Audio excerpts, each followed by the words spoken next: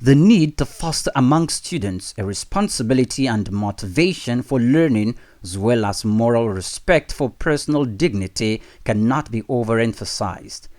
These were some of the attributes of the graduating students of the Heritage Global Academy in Ikorodu, Lagos State, which parents and other well-wishers say they hope will be imbibed in students all over the country. While speaking to journalists, the proprietor of the school emphasized on the need to imbibe the sense of leadership in school children, adding that it defines the growth of the future society at large. If there is anything that we should say that is at the core of the challenges that we face as a country, and even the continent as a whole, is about the dearth of leadership.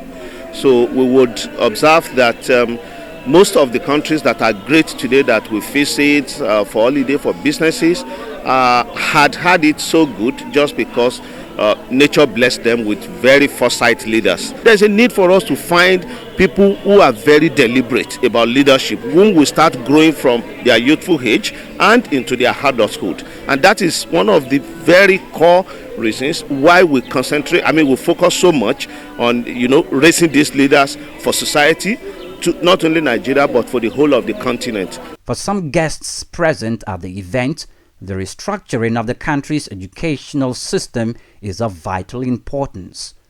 They urge the federal government to introduce skills acquisition-based subjects which will be in line with international standards. Practitioners in the field have been calling on government to let us get to that standard. That international standard. Although the international standard too can be deceitful, because everything we do, we have to bring it back home. We have to domesticate it. Let us get to that standard that will get to that level where the funding of education will be amongst the things that will take the prime of place. Because once you educate people, once you liberate the mind of people, every other thing will fall in place. So let us be hopeful that government will, come up to that standard and help us in funding education very well. A lot has to be done. I've listened to the young people when they were introducing them. 9 of them were introduced. Only one of them said he would like to be a surgeon. The others were talking about the current and the future professions. I didn't see anybody say I wanted to be an engineer, accountant. I didn't see any of them mention that. And that is the issue. The curriculum of today that will be relevant for today and tomorrow are things that have to be put into the curriculum of Nigeria education.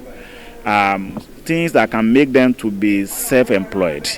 Things, professions, subjects that will make them to be able to think outside the box. The graduating students of the day expressed delight and gave thanks to God and the school for the opportunity afforded them to sip from the wisdom of knowledge domiciled in the school. Basically, I want to be a software developer. Yeah, so by doing that, when I earn my money, I aim to contribute highly into the sustainable development goals that were set up by the United Nations organization. So basically, that was like my biggest goal. I want to contribute greatly to developing Africa and the world at large. I really believe the first step is for the government to change their mindsets. The normal ideology is that it's a 6-year course and there's just this rigid and stationary mode of learning. What they need to do is they need to revamp that. They need to show that, they can learn outside the 4 walls of the classroom. They need to change the scope and change the stance of education in Nigeria today. That is the very first step to inculcating something like this in our school into government schools. And I believe when they start that, they are on a path to success. Well, I hope to be a writer, and not just any writer. I want to be someone who inspires youth, especially those of color, to not let age, race, sex, or religion limit their potential in life and everything.